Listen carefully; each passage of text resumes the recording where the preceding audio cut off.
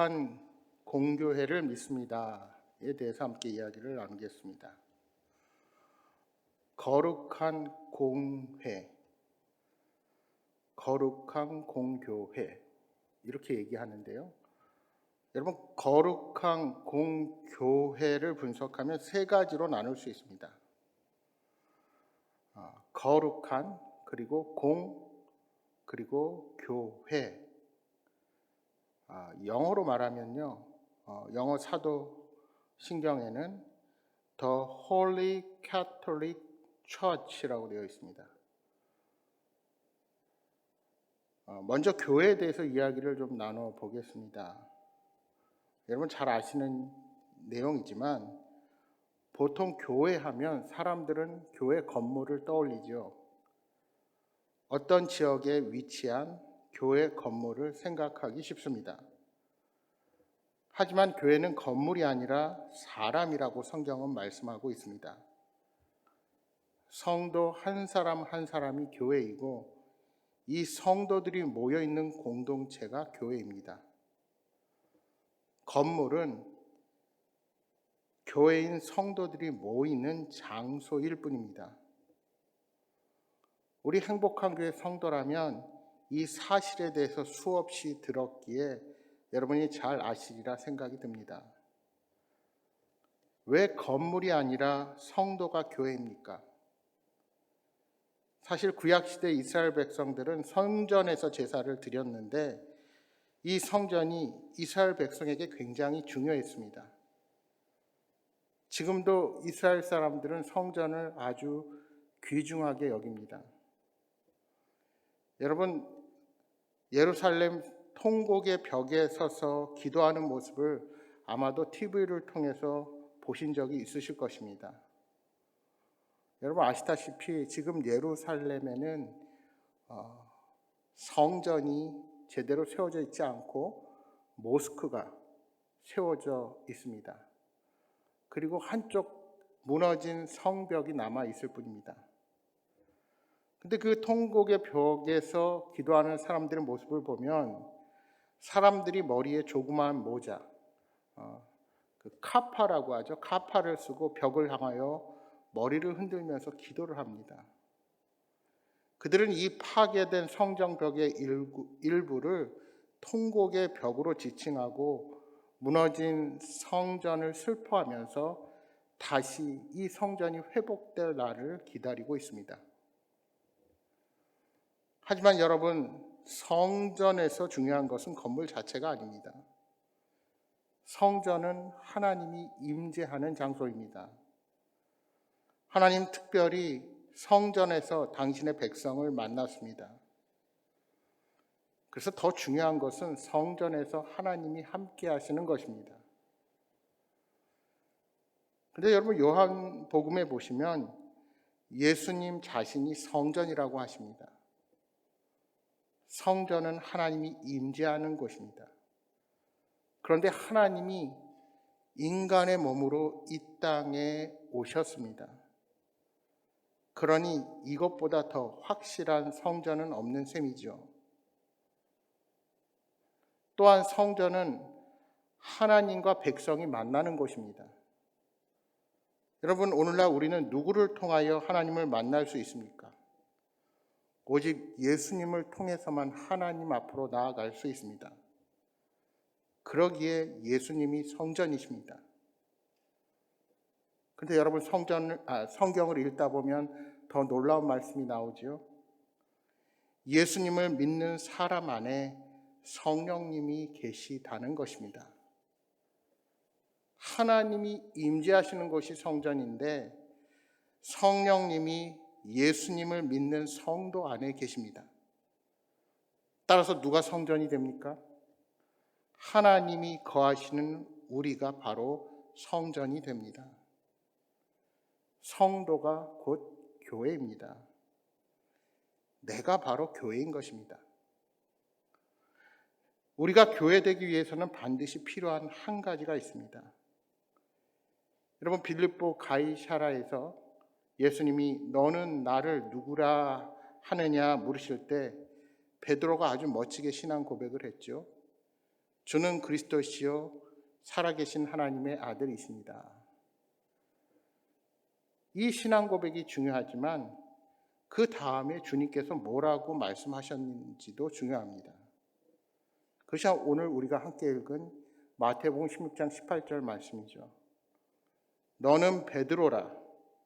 내가 이 반석 위에 내 교회를 세우리니 음부의 권세가 이기지 못하리라. 예수님이 베드로에게 뭐라고 하십니까? 원래 그의 이름이 시몬인데 베드로, 즉 반석, 페트라라고 이름을 주십니다. 그리고 그 반석 위에 교회를 세우겠다고 말씀하셨습니다. 교회가 반석 위에 세워졌습니다. 그런데 여러분, 이 반석은 베드로 자체를 이야기하는 것이 아닙니다. 여러분, 베드로는 연약한 인간일 뿐입니다. 언제든지 실수할 수 있고 넘어질 수 있는 사람에 불과합니다. 여러분이 잘 아시는 것처럼 베드로는 예수님이 십자가에 달리시기 직전에 3번이나 자신이 예수님의 제자라는 사실을 부인했습니다. 이런 베드로가 교회의 반석이라면 과연 그 기초가 튼튼할 수 있겠습니까? 여기서 예수님이 반석이라고 하신 것은 베드로 개인이 아니라 바로 베드로가 한 신앙 고백 때문입니다. 예수님을 주님으로, 그리스도로, 살아계신 하나님의 아들로 고백한 그 신앙 고백 위에 교회가 세워졌습니다.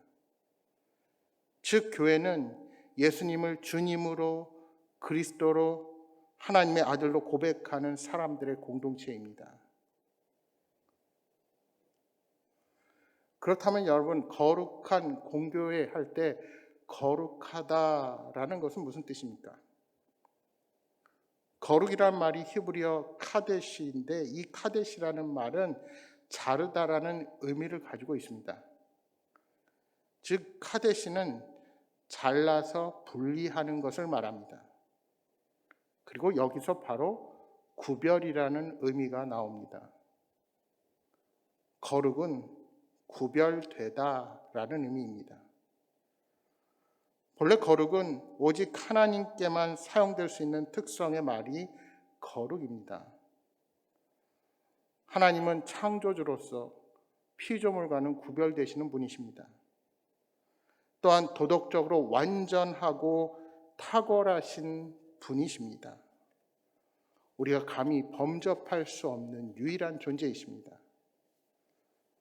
그런데 여러분, 성경에 보시면 성경은 하나님의 거룩을 사람이나 사물이나 시간이나 장소에 적용할 때가 있습니다.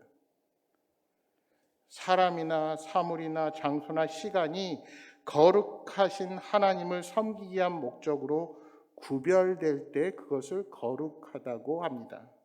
예를 들면 우리가 하나님께 예배드리기 위해 구별된 날을 우리가 성일이다 말하죠.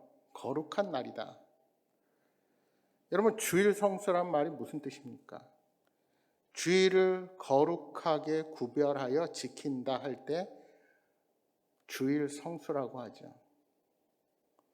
성전도 하나님을 예배하기 위해 사용된 건물이기에 우리가 구별하여서 성전이라고 합니다. 그 건물 자체가 거룩한 것이 아니라 예배할 때 그것이 구별되어 거룩한 것입니다. 여러분, 저와 여러분이 성도입니다. 거룩한 무리. 저와 여러분이 거룩합니까? 우리 스스로가 거룩한 것이 아니라 하나님을 섬기기 위해 구별된 사람을 하나님께서 성도라, 거룩하다 불러주시는 것입니다. 여러분, 구약 성경에 보면 하나님은 이렇게 자주 말씀하십니다. 내가 거룩하니 너희도 거룩하라. 하나님께서 그분의 거룩한 성품을 따라 살 것을 백성들에게 직접 명령하십니다. 여러분, 교회가 어떻게 거룩할 수 있습니까? 피조물인 우리가 어떻게 거룩할 수가 있겠습니까? 여러분, 보통 거룩하다 하면 어떤 것을 떠올립니까? 저는 어려서 거룩하다 이런 말을 하면 좀 교회 예배당 안에서 엄숙하고 장엄한 그런 분위기를 떠올렸던 것 같습니다. 커다란 예배당에서 오르간을 장엄하게 반주하는 것, 거룩하다 느꼈던 것 같습니다. 그래서 예전에 말을 해도 중저음으로 그렇게 얘기해야 거룩하게 말한다. 좀 그런 우스개 아닌 우스갯소리들이 있지 않았습니까?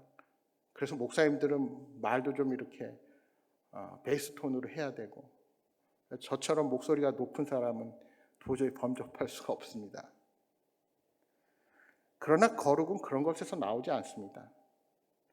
여러분, 출애굽기 3장에서 모세가 하나님의 소명을 받을 때 호렙산에서 하나님의 소명을 받지요. 그때 하나님이 모세에게 말씀하십니다.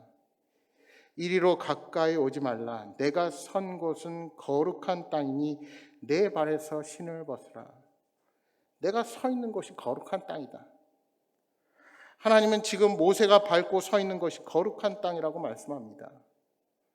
왜 그것이 거룩한 땅일까요? 원래부터 그 호렙산이 거룩하게 구별된 땅입니까? 여러분, 그것은 그 땅 자체를 말하는 것이 결코 아닙니다. 하나님이 지금 그곳에 임재하셨기 때문에 그곳이 거룩한 곳입니다. 지금 이 땅에서 하나님이 모세와 만나 새로운 관계를 맺고 있는 그 장소이기에 그 땅이 거룩한 것입니다.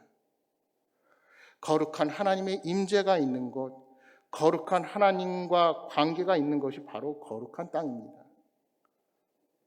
하나님의 임재 안에 있는 사람, 하나님과 관계가 있는 사람이 거룩한 사람인 것입니다. 그러니까 거룩이라는 말은 오직 하나님과의 관계 안에서만 쓸 수 있는 말입니다. 여러분, 교회가 거룩하다는 것도 마찬가지입니다. 왜 교회가 거룩할까요? 하나님이 함께 하시기 때문입니다. 지금도 하나님은 교회를 통해서 일하시기 때문에 교회가 거룩한 것입니다. 그렇다면 거룩한 교회인 우리에게 요구되는 삶의 모습은 너무나도 분명합니다. 하나님 안에 있는 사람처럼 우리는 살아가야 합니다. 세상의 방법과 세상의 가치관과 구별된 하나님의 방법과 하나님의 가치관대로, 즉 성경이 명령하는 대로 우리들은 살아가야 하는 것입니다. 물론 이렇게 사는 것이 쉽지는 않습니다. 왜요? 우리가 살아가는 세상이 악하기 때문입니다. 하나님을 떠나 이 세상에서 성경 말씀을 지키며 사는 일이 쉽지 않습니다.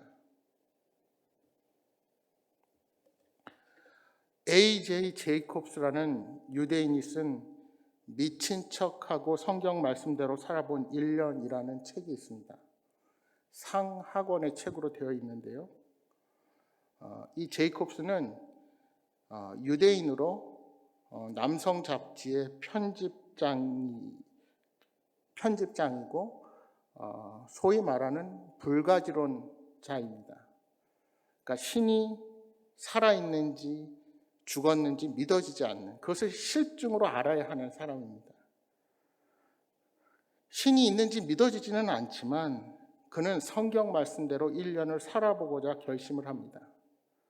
그리고 먼저 16권의 영어 성경을 구입해서 한 달 동안 하루에 5시간씩 집중적으로 읽었습니다. 그러면서 실천해야 할 이 말씀을 일일이 찾아서 컴퓨터에 기록을 했습니다. 그렇게 정리한 실천 목록만 700개, 성경의 뜻을 정확하게 알기 위해서 100권이 넘는 참고도서를 읽었습니다.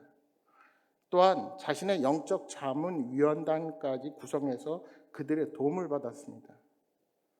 그는 정말 철저하게 성경을 문자적으로 지키며 1년을 살고자 결심을 했습니다. 근데 그 책에 보면 시작하는 날 아침부터 문제가 발생합니다. 아침에 일어나서 옷을 입으려는데 거기서부터 문제가 발생합니다. 레위기 19장에 보시면 두 재료로 직조한 옷을 입지 말라고 말씀하는데 여러분 티셔츠 자체가 어떻습니까? 혼방입니다. 폴리에스테르와 면이 섞여져 있습니다. 그래서 자신의 옷을 살펴봐서 어떤 옷은 어떤 재질인지를 정확히 알기 위해서 옷을 살펴봤는데 어떤 옷은 연구소로 보내기까지 했습니다. 이것은 한 가지 일입니다. 모든 영역에서 삶의 영역 전체에서 이런 일이 벌어지게 됩니다. 이렇게 성경 말씀을 문자 그대로 세세하게 지키면서 1년을 살았습니다. 여러분 그에게 어떤 변화가 일어났을까요? 물론 많은 변화가 일어났습니다. 신호등을 잘 지키지 않는 뉴욕에서 그는 늘 철저하게 신호등을 지켰고 거짓말도 안 하려고 노력했습니다. 수입의 11조를 그가 교회를 다니지 않으니까 아시아 지역 고아들을 위해 자선단체에 기부하기도 했습니다. 그리고 무엇보다 그에게 일어난 변화는 모든 일상에서 감사를 하게 되었다는 것입니다. 그러나 그렇다고 그가 그리스도인이 되지는 않았습니다. 물론 이 책이 쓰여진 것은 한참 됐으니까 지금 그분이 그리스도인이 되었는지도 모릅니다. 그런데 여러분 우리가 회심하는 것은 전적으로 하나님 편에서 하나님이 주신 은혜의 선물이지 성경을 문자 그대로 지키려는 율법적인 자신의 의를 통해서 그리스도인이 되는 것은 결코 아닙니다. 여러분 우리가 하나님의 뜻대로 말씀대로 살고자 하는 것은 이 제이콥처럼 문자 그대로 지키자는 것이 아닙니다. 하나님이 진정으로 원하시는 뜻을 따라 사는 것이지 2000년 전 우리와 다른 문화, 바뀐 환경, 상황에 대한 고려 없이 무조건 말씀하신 바를 맹목적으로 지키라는 것이 결코 아닙니다. 하지만 여러분 한 가지 그에게서 배울 점이 있습니다. 그것은 내가 거룩한 교회로 하나님의 뜻대로 살려고 얼마나 노력하는지, 성경의 가르침대로 살려고 얼마나 치열하게 고민하는지 그의 모습 속에서 우리가 배울 수 있어야 한다는 것입니다.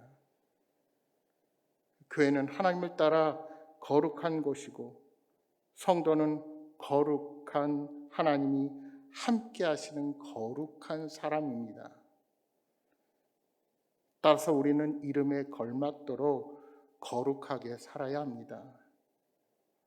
악한 세상을 따라 살지 말고 손해를 보더라도 정직하고 의롭게 살도록 애써야 합니다. 이것이 교회가 이 땅에서 보여야 하는 모습입니다. 마지막으로 살펴볼 것은 공교회입니다. 여기서 공이라고 하는 말은 한자로 공평할 공자를 씁니다. 그러니까 공은 여러 사람을 위하거나 여러 관계에 해당한다는 말입니다. 그래서 여러분 잘 알고 있는 공직자, 공무원 할 때 이 공자가 여기에 해당합니다. 그리고 영어로 된, 아까도 말씀드렸지만 영어로 된 사도신경에 보시면 여러분이 의아해할 만한 그런 말이 나오는데 바로 공교회는 Catholic Church, 이것이 영어입니다. 그렇다고 이 카톨릭 처치가 천주교회를 말하는 것이 아닙니다. 여기서 카톨릭이라는 말은 원래 보편적이다라는 의미를 가지고 있습니다. 보편적인 교회, 공교회, 어떤 말일까요? 이것은 교회가 세상의 어떤 차이나 차별을 넘어서 공동체라는 뜻입니다. 여러분 세상에 많은 모임과 조직이 있죠. 어떤 조직에 들어가려면 특별한 자격 조건을 요구받기도 합니다. 특정한 직업을 가진 사람만 가입할 수 있는 조직이 있고 특별한 지역이나 특별한 학교 출신만 들어갈 수 있는 모임도 있습니다. 하지만 교회는 예수를 믿는 조건 외에는 어떤 특별한 조건이 없습니다. 피부색도, 남녀노소도, 신분도, 학력도, 빈부격차도 아무런 문제가 되지 않습니다. 교회는 각 사람의 배경과 상관없이 누구든지 한 공동체가 될 수 있습니다. 물론 한 가지 조건, 예수님을 주님으로, 구주로, 그리스도로, 하나님의 아들로 믿어야 합니다. 예수님을 믿는 사람이라면 누구나 교회의 일원이 될 수 있습니다. 이것이 바로 교회가 보편적이라는 말입니다. 사실 이 말은 구약시대 유대인들에게는 전혀 이해가 되지 않는 말입니다. 그들은 자신들만이 택한 백성, 특별한 사랑을 받는 선민이라고 생각했습니다. 아브라함의 자손인 자신들만이 구원받은 백성이라고 여겨서 자기 민족에는 다 이방인으로 생각했습니다. 따라서 자신들을 제하면 모두가 불결하고 속되다고 여겼습니다. 바로 이것을 깨트린 사건이 우리 예수님의 십자가 사건입니다. 우리 말씀 한 구절 찾아볼까요? 신약성경 에베소서 2장 11절에서 18절 말씀 한번 보겠습니다. 제가 가진 성경으로 신약 311면에 있습니다. 에베소서 2장 11절에서 18절 말씀.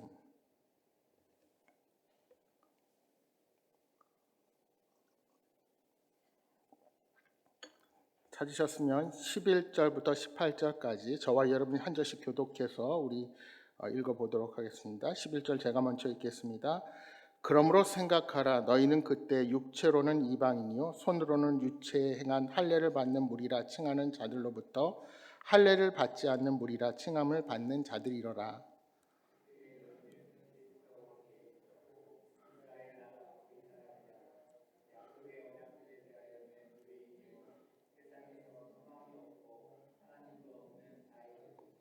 이제는 전에 멀리 있던 너희가 그리스도 예수 안에서 그리스도의 피로 가까워졌느니라.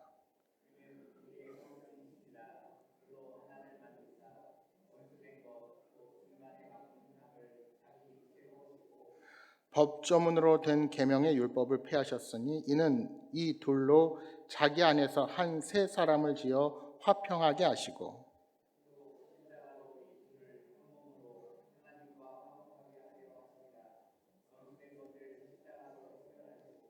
또 오셔서 먼 데 있는 너희에게 평안을 전하시고 가까운 데 있는 자들에게 평안을 전하셨으니 이는 그로 말미암아 우리 둘이 한 성령 안에서 아버지께 나아감을 얻게 하려 하심이라. 아멘.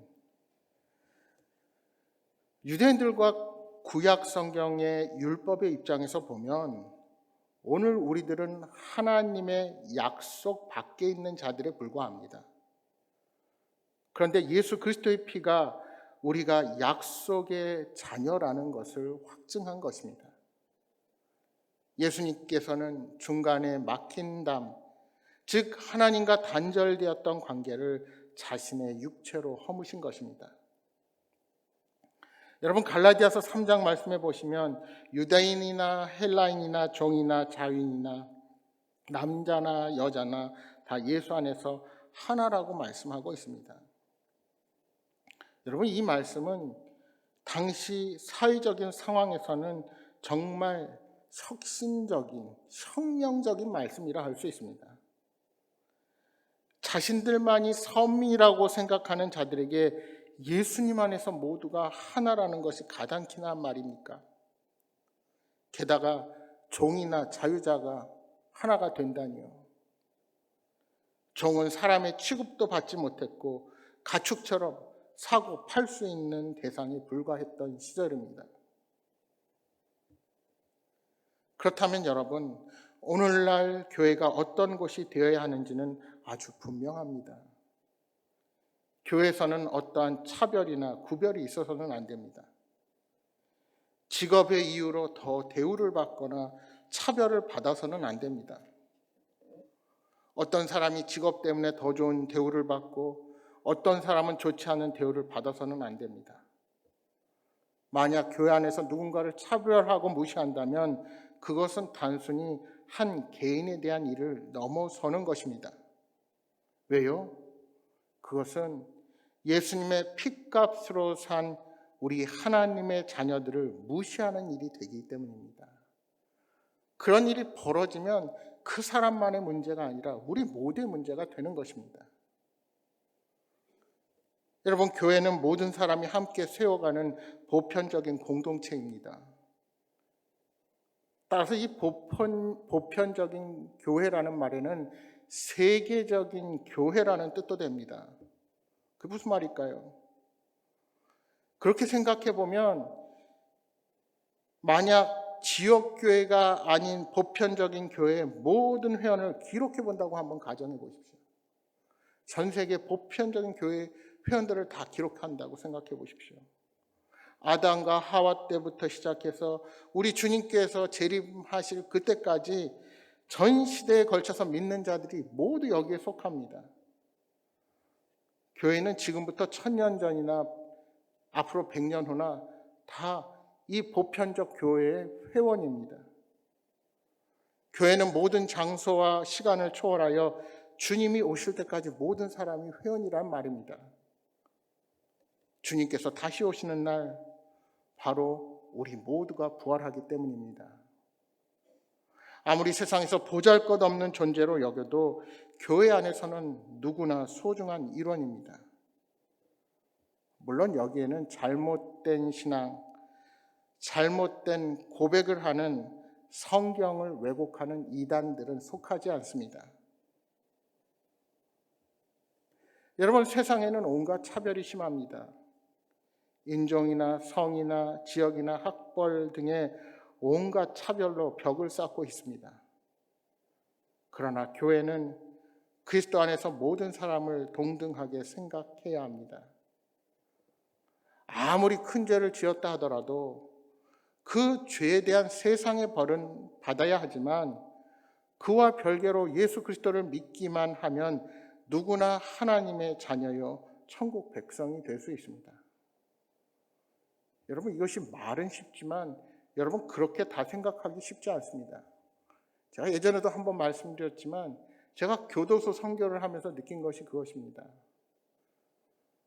분명히 살인자인 이 친구도 예수 그리스도 안에서 우리와 형제입니다. 그런데 정말 형제처럼 느끼기에는 그의 행동과 그가 하는 모든 것들을 보면서 처음에는 범죄자가, 죄인이 저래도 되나? 이런 마음이 내 속에 자리 잡고 내 의를 나타낸다는 것을 제가 얼마나 한참 느꼈는지 모릅니다. 그래서 교도소 선교를 하다 보면 저뿐만이 아니라 같이 가시는 권사님들도 한참 하다 보면 그런 문제로 심각하게 영적인 싸움을 할 때가 있다는 것을 느꼈습니다. 그만큼 우리는 우리 스스로를 의롭게 여겨도 나보다 다른 죄인에 대한 정죄와 판단을 하는 그런 우리 또한 하나님 앞에 죄인이라는 사실을 깨달을 수밖에 없는 것입니다.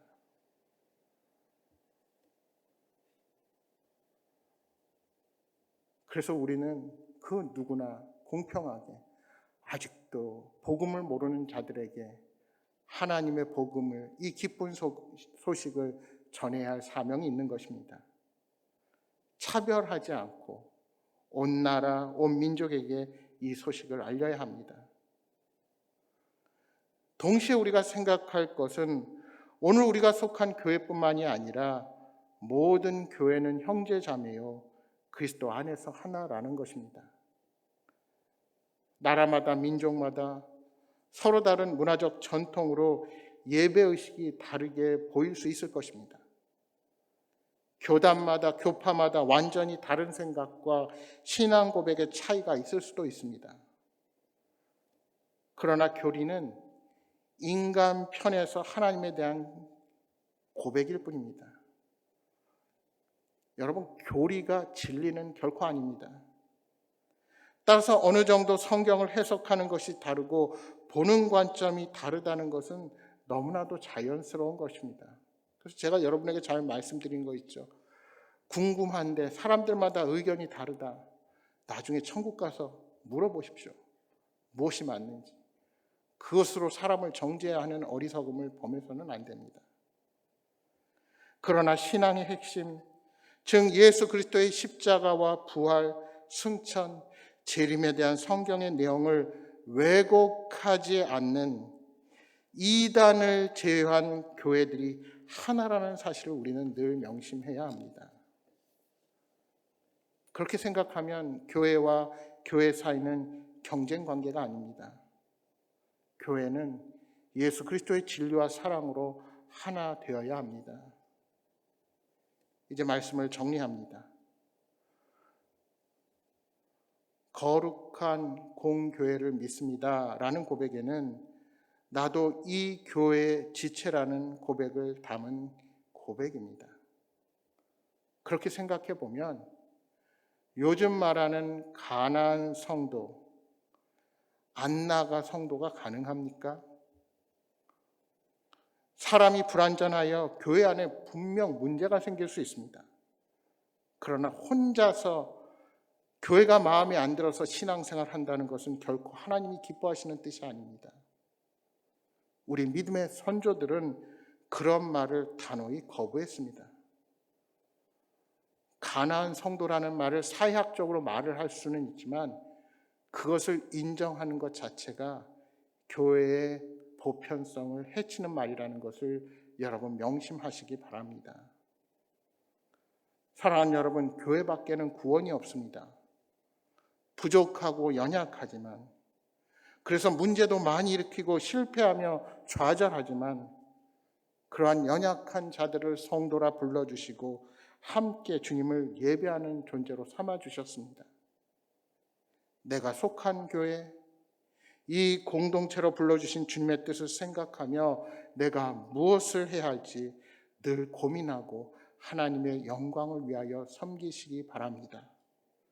나를 거룩한 교회로 세워주신 주님, 또한 행복한 교회 공동체를 통하여 함께 한 공동체를 이루게 하신 아버지 하나님의 놀라우신 뜻을 생각하며 날마다 복음의 사명을 기쁨으로 감당하는 여러분 모두가 되시기를 주님의 이름으로 축복합니다.